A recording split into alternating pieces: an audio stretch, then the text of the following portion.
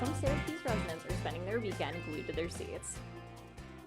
And the second coming of the nationwide No Kings protests in opposition to the Trump administration. How Syracuse residents and organizers hope to have a peaceful protest this afternoon. All that and more when Juice and Java starts right now.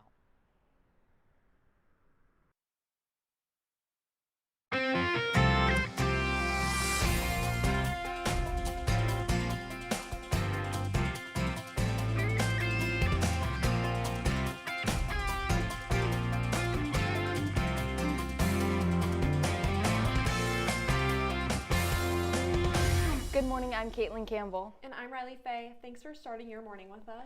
We're kicking things off with the latest in entertainment today. Yesterday kicked off the 22nd Syracuse International Film Festival. Today they will be offering a Q&A session with directors of a variety of films and a screening of American Psycho. Our entertainment reporter Vanessa Schimony is there while setup is happening. Vanessa, what else should people be expecting today?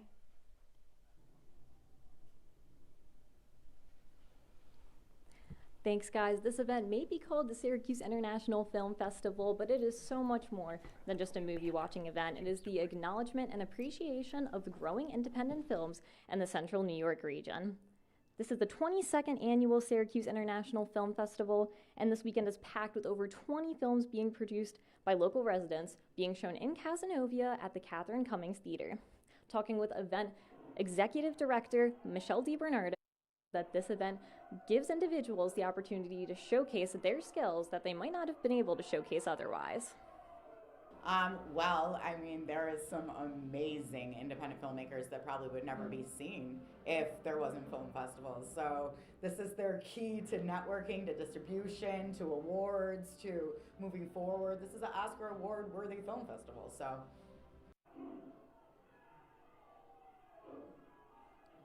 Now, guys, back in theater, I'm joined with Sonia Blangiardo, three-time Emmy award-winning director. Sonia, thank you so much for being here. My pleasure. You're just a grateful addition to have on our show. So I'm just going to ask you a couple questions. Sure. So, firstly, you're someone who knows the ins and outs of the film industry very well on a national level and even a global level. What would you say is the biggest impact that local movie events like this have on the national film industry? I think it's fair to say that over the years, decades, we've stopped doing certain types of movies and concentrated on the bigger franchises. So I think what events like this do, festivals like this, they bring back the roots of what filmmaking is all about, which is genuine storytelling, and it's amazing to see the creativity that emerges from your mom and pop filmmaker, that it's so much more than that, but that at its base, that's kind of where we all start. So to go back to that, I think is really, really important in a world where just explosions and CGI are a thing. I think storytelling is what counts here. Yeah, that's huge. That is huge. Yeah. And what would you say is something kind of surprising about this festival that stuck out to you, or maybe something that you heard about that you weren't really expecting to hear? Anything along those lines?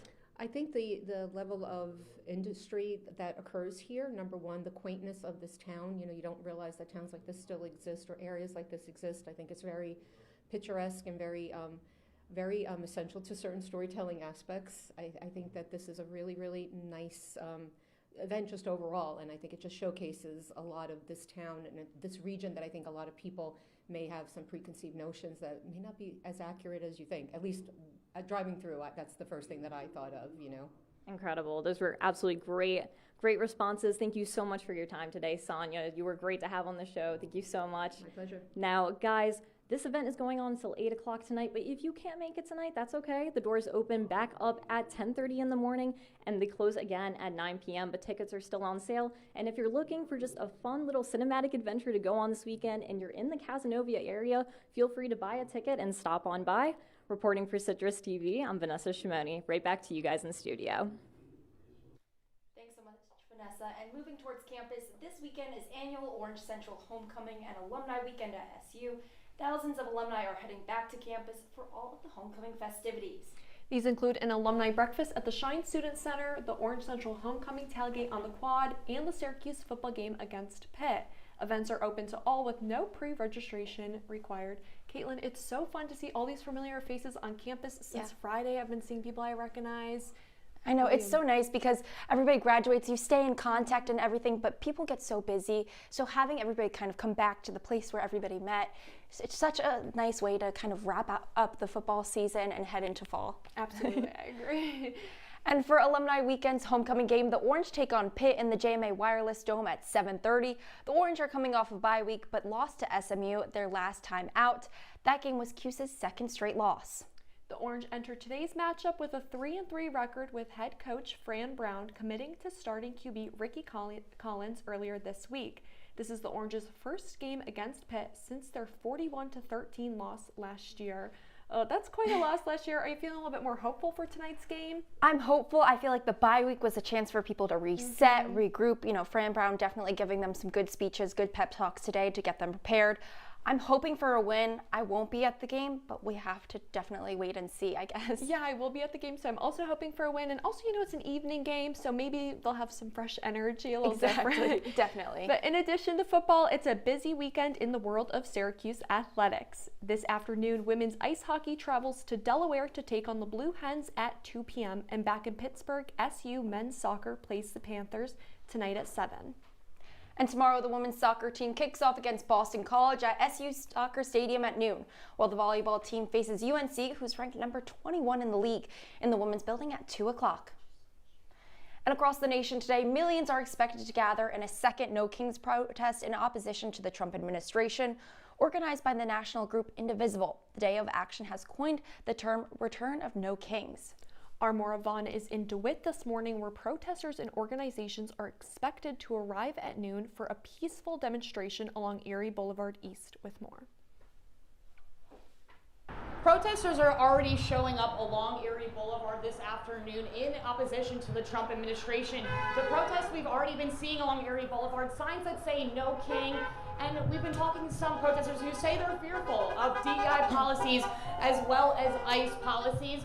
Now, this is what the DeWitt police say is hopeful of a peaceful protest happening today on the sidewalks of this busy road. They're hoping that by choosing a busy road, as cars drive by, they can create noise as a community together. Now, they're going to be staying off the streets and keeping out of the way of businesses and traffic for a day. You can see some of the more signs: Dump Trump, hands off Social Security. This sign here that says No Kings in America. We'll have more for you. The protest happens from 12 to 2 p.m. today. That's all from me. Maura Vaughn, back to you guys. Thanks, Maura. And tomorrow marks the beginning of Remembrance Week, organized by the Remembrance and Lockerbie Scholars. Activities this week are open to the public to honor those who lost their lives in the Pan Am 103 bombing. The week begins with a concert series and candlelight vigil at Hendricks Chapel. Throughout the week, you can also find the JMA Dome, Hall of Languages, and Hendricks Chapel lit up with blue. If you want more information, visit remembrance.syr.edu.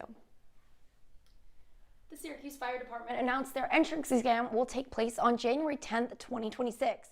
Anyone interested has to register by November 25th on the Syracuse Fire Department website. Exam preparation classes will be held in October and November, but classes are filling quickly. Those with the highest test scores will move on to interviews and physical agility test. Be sure to register on the SFD website if you're interested. Now, I have to say, it is looking like a great day out today. Sophia, what is our weather looking like for the rest of the weekend?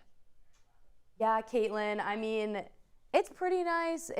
We're very back in those fall temperatures. So today it's actually 59 degrees, very cloudy. There's a 75% cloud cover. So if you're going outside, just make sure that you're wearing a sweater. Just keep in mind that it is fall now, so we're not really seeing those hot temperatures anymore, unfortunately. Into tonight, temperature is pretty consistent in the high 50s. It's 58 degrees, and the clouds are actually going to clear up, so it's going to be a pretty nice night if you're going outside, taking a walk or anything like that. It's going to be pretty nice. And then into tomorrow, it actually is getting pretty sunny again. So at 9 a.m., it's starting at 60 degrees, and then at noon, it's jumping up to 70 degrees, and those clouds are going to clear throughout the day as well. And then at 6 p.m., it's going to be pretty much the same. So definitely a good day to embrace some of that sunshine, because I don't know how many more days we're going to have like this in fall. So back to you guys, Caitlin and Riley. Thanks so much, Sophia. And after the break, Joseph Lodato and Ryan Brennan from the Citrus Racing team are in studio. And we'll tell you about their upcoming races. Stay with us.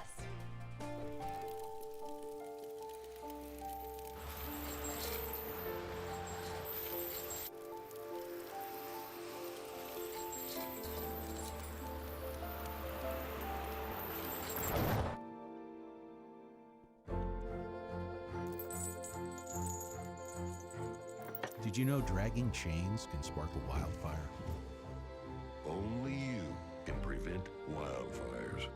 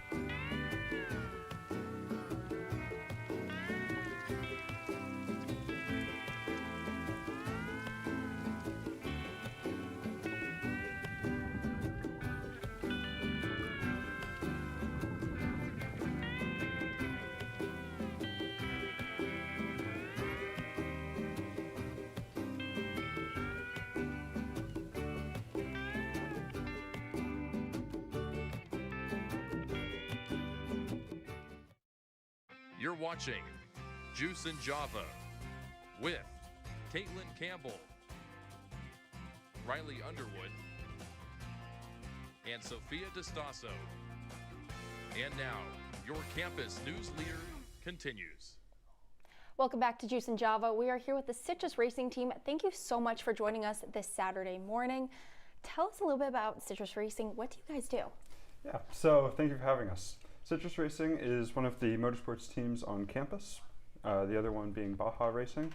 Both of us operate kind of in a similar fashion, where we, every year from the ground up, we design and build a race car that we use to compete against 120 other schools from all over the world. Awesome. So what's different this year? So from the COVID pandemic, we kind of had to do a lot of building up based on the operational side. A lot of our old procedures had been lost. So this last year, we've grown the team about 6 times the size. The competition team that went in 2024 is just about 6 to 7 people. We're currently sitting about 50 people across our multiple technical, media, business, operational sub-teams.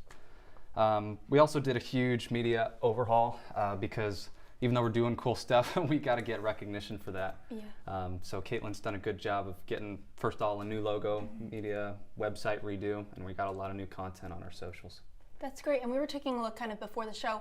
We saw a little bit of the cars that are probably expected to be built. Are they on campus, and how, like, what do you build exactly? They are. So they're on campus, and everything that you see from on those cars are built by students in-house at Syracuse. Wow. So our workshop is in Link Hall, or in the sub-basement, or basement and sub-basement.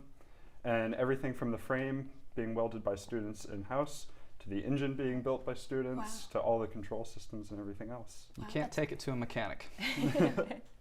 Yeah, so what's the goal of your organization? Yeah, so our primary goal is to get students involved in hands-on engineering practices through the lens of motorsports. So as much as we do building race cars, our primary objective is to kind of translate some of the knowledge that's gained in classroom and apply that hands-on for students, which helps in industry quite a bit. That's great. And you know, how do you think kind of creating this space in this club allows students to just grow in the industry? Yeah, so a lot of kind of what we've heard from other companies is that while knowledge gained in classroom is very important, actually applying that knowledge helps reinforce it. This is done kind of on the team a lot first through onboarding processes that we have, where we take what students might have learned and go through a full course that Ryan can talk about to actually get them knowing how to apply that before then working on the car. That's great. A lot of it comes from the fact that you don't really get to understand a problem fully until you've grappled with it and you're lost. The classroom problems, they're very simulated. Students solve them every year. Yeah. When you're solving our types of problems, there's no answer key. You've got to make it yourself. So to get people comfortable with that, at least on electrical, we send people through a 24 project-based course. It's completely self-based. We give them a problem, we give them the things to solve the problem. We don't really tell them how it's done. We'll give help along the way, but it's really up to them to just go into the arena, and then when they pop out of that, they're ready to come fight with us. That's to get great. the car up. Yeah. Thank you so much. We really appreciate, you know, talking about the organization. But when we return, we'll be talking about Zubu and the Halloween activities that are in full swing. Stick with us. Here we go. We're gonna go out there in the rain. Gonna get wet. All right, here we go.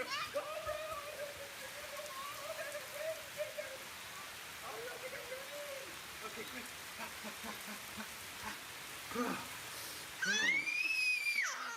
Oh, yeah, yes. So much fun. Mwah. Yeah, Dad. We're getting so wet.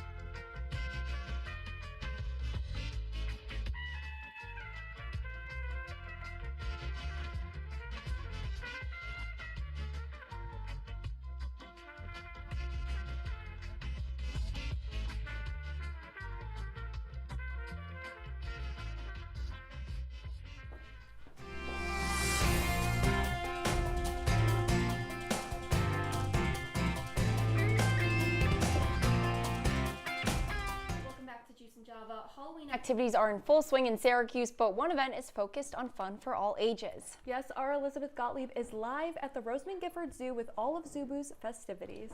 I got 2 blue dolly.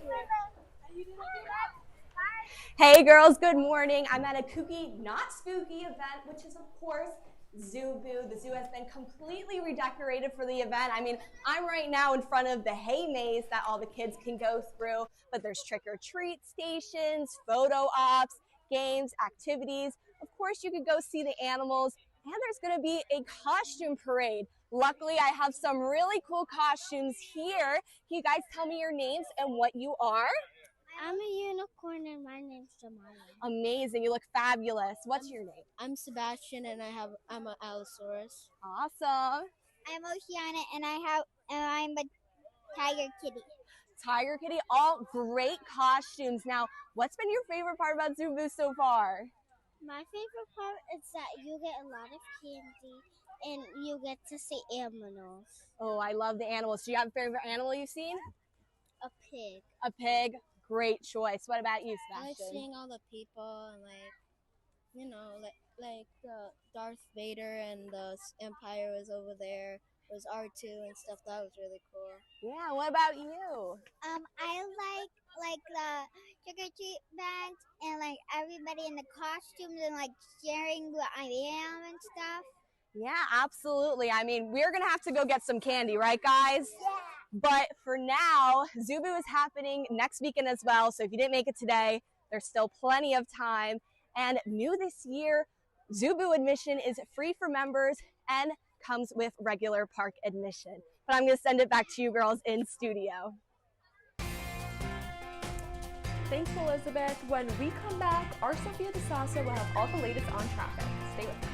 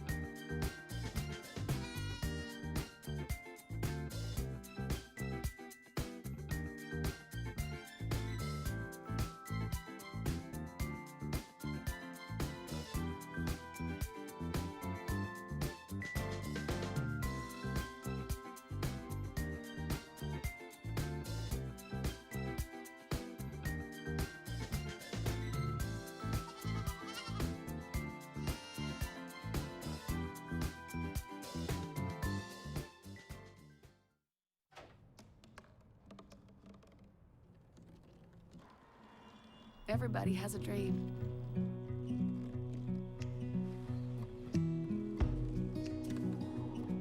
Mine was to see the ocean. And with a little help,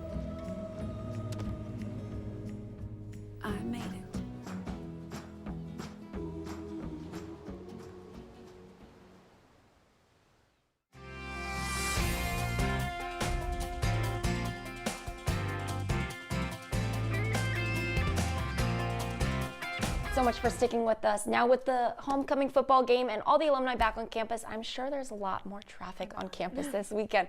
Well, Sophia, what's the latest? What's it going to look like today? Yeah, Kaitlin, it's been a busy week and it's going to be a busy weekend. So the South Bay Road is closed due to bridge construction. So just be mindful of that when you're trying to come to campus. Also, construction is underway on the I-81 until next Saturday. It's been going on for a month now, so I'm sure you guys have seen that traffic ramp up over the month.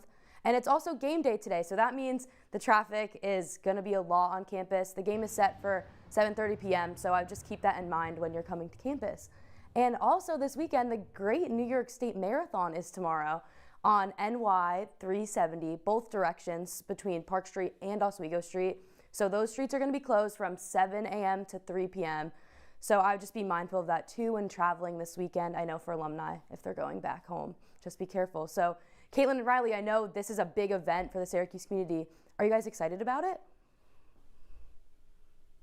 Yes, definitely. But first, Coach Jim Boeheim's career is larger than life, and now it actually is. This morning, the new 3-story mural of the Hall of Fame coach is being unveiled at 215 West Fayette Street in downtown Syracuse. Yeah, it was put together by upstate native Chris Murray, who said he combined his lifelong love of Syracuse basketball with his passion for art, and that his love for the Orange has led him to this moment.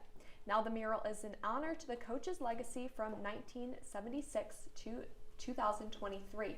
The mural is 50 by 40 feet. That's huge, and I think Jim Boeheim definitely deserves it. I agree. Yeah. I feel like so many people think of Syracuse, they think of basketball, and Jim Boeheim is the reason that kind of Syracuse basketball has such the reputation it does. So I definitely think it's a great way to honor him. Yeah, and his 47 seasons as a coach, that's insane. He definitely deserves at least a mural. Exactly. Yeah. Well, Sophia, like you were talking about with the marathon, this weekend kicks off the Loop the Lake run at Onondaga Lakes. These races start at the Empower FCU Amphitheater and is a series of 3 line trails with fall colors around the lake. Today kicks off with the 5K, 10K, and the half and Great New York State Marathon tomorrow. Those who complete a race from both today and one tomorrow will earn an Excelsior Challenge medal in addition to medals for finishing 2 of the races. The marathon is a qualifier for Boston. The race's charity is Kelly's Cause to help raise awareness for rare diseases and provide family support along with funding resources. Kaitlin, I know you're training for a marathon. How is that going? It's going pretty well, taking a very last minute, but I feel like it's all a big mental game. So just getting myself in the good mental space, but I know we actually have a couple people from CitrusTV running the marathon this weekend and even running the half marathon. So we're sending them their best luck this weekend. Absolutely. And hoping that they do well. I'm sure they will. Yes, I have total faith in them. Me too. Yeah. Well, aren't you excited for Halloween? A spooky Sunday market downtown will host local vendors, fall treats, games, and activities, and costumes. Every vendor purchase earns a raffle ticket, and winners will be drawn in the afternoon. These vendors are selling self-made art like mugs and keychains, along with other perfect gifts for the holiday season. The market is free and has activities for all families and welcomes dogs as well. The market will also host costume contests throughout the day, and it will take place downtown on Genesee Street from 12 to 4 p.m. Are you excited for Halloween? I love any sort of market. It really just gets me in the right spirit. But yes, I'm so excited for Halloween now that I finally have all my outfits planned and the events planned. I'm ready to go. Well, what are you going to be for Halloween? My favorite costume that I will be is Little Debbie, because you cute. are what you eat, and I eat a lot of Little Debbies. So I'm very excited for that pretty easy costume too. So what about you? Cute. One night I'm going to be a boxer with some of my friends. We're all dressing up, super easy, but a fun, cute costume. Yeah, absolutely. It sounds comfy. That's what's important. Well, take a blast from the past at Toy. This toy and comic book show will host 120 tables of vintage and modern collectibles and comic books. Local artists from around the Syracuse have the opportunity to display self-published comic books and other work. Toy Fest is the largest and longest running toy show in Central New York. It is formerly known as a Toyful Weekend. The show is at the Science and Industry Building at the New York State Fairgrounds. General admission is running from now until 3 p.m. and is $5, but children 12 and under are free. Kaitlin, did you have a favorite toy growing up? I loved American Girl dolls. Yes. Oh my gosh. And they're like popular again. Yes. I saw something come up on my TikTok algorithm of all the collectibles and the experience of going to the American Girl doll shop in New York City, and that is such a core memory for me. My brother just moved to Minnesota with Mall of America, and I was asking him, I was like, did you see the American Girl doll store? So it's still going strong though, but yeah, that was definitely a fun toy. What about you? What's your favorite? I was always really into Barbie, but I feel like that's on the same wavelength, absolutely. Definitely. Well, when we return, we'll have a look at your 5-day forecast. We'll be back in 1 minute. Jason, let's go see your room.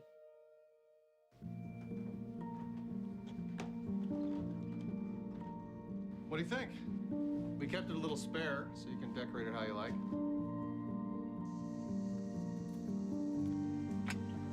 Dinner! Go. Excellent. Soccer is fun. Yeah, I saw you guys out there. We're the family. Yeah! Oh, I thought you were on my team.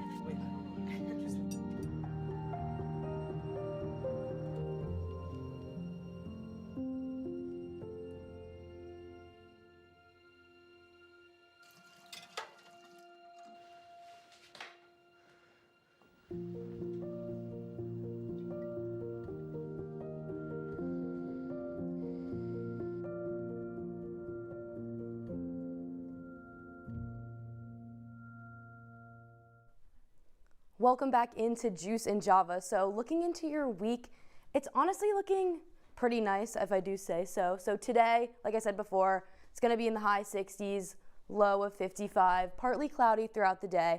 And as you can see, I put some leaves on for this week because it is the middle of fall.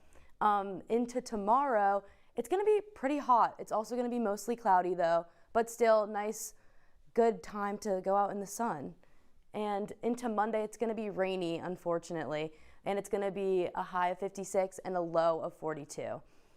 On Tuesday, it's also going to be partly cloudy with a high of 65 and a low of 46. And then on Wednesday, it's going to be mostly cloudy again. So I would just keep that in mind throughout the week. Like, there is going to be a little rain, and it's just going to be pretty cloudy, unfortunately. And then I also have a trivia question for you guys. Since it is fall, what is the most popular fall show? So A is Vampire Diaries, B is Stranger Things, C is Abbott Elementary, and D is Gilmore Girls. I have to go with Gilmore Girls, but I could see Vampire Diaries being a close second. I was gonna say the same thing, just knowing my own personal experience. Yes, I feel like everybody posts on TikTok, like, it's time. The Lala, like, the intro song. Yeah, it is Gilmore Girls, which is my really? favorite show, so I had to put it on there. Yes. Perfect for fall. It is. It's such a fall show, and like I felt like when you watch the opening, it's just like, okay, it's like fall we're again. here. Yes, I need to do a rewatch for sure. Me too. Well, Airbnb is giving Sabrina Carpenter fans a taste of the sweet life. The rental site unveiled the Star and Short and Sweet TV with Sabrina Carpenter experience earlier this week. The Airbnb will feature a vintage TV set inspired by her iconic 70s inspired aesthetic. Fans will even have the chance to learn one of Carpenter's dance routines and try short and sweet inspired cocktails. Guests can book the experience on the Airbnb site now until Monday. The experience is set for November 18th in Los Angeles. That sounds so fun. I've been so obsessed with Sabrina Carpenter. Definitely. What about you guys? I love her latest album, and she's going to be on SNL tonight, which I know is going to be such a good episode. She always does so good on SNL, and I'm glad she's hosting and performing, right? Yes, she's both of them. I love when they do that. I think that's so fun. Yeah, I've loved listening to her, like, over the past couple of years, and like especially she's in Taylor's new album too. Yeah. I mean, that song's been doing pretty good. So. Oh, definitely. I feel like she's grown on me so much seeing her from like Disney Channel. Yeah. And now to hear, I'm like, oh my gosh, I feel like we've actually really grown up with her. Yeah. I know, it's so fun to see people will like post all these clips of like her when she was young, and you're like, oh my god, she was in that too. Yeah, and now she's everywhere. And I've seen like a lot of people posting like at her concerts. They're even being her for Halloween. Like she's yes, I remember last year the big Halloween costume was her corset with the towel. Yeah. And now it's so cute. That's definitely something I'm considering this year. Yeah, a gorgeous one. Well, that's all the time for Juice and Java this morning. Check us out online at CitrusTV.com and follow CitrusTV on Facebook, Twitter, and Instagram. I'm Kaitlin Campbell. And I'm Riley Faye. Have a great day, Syracuse.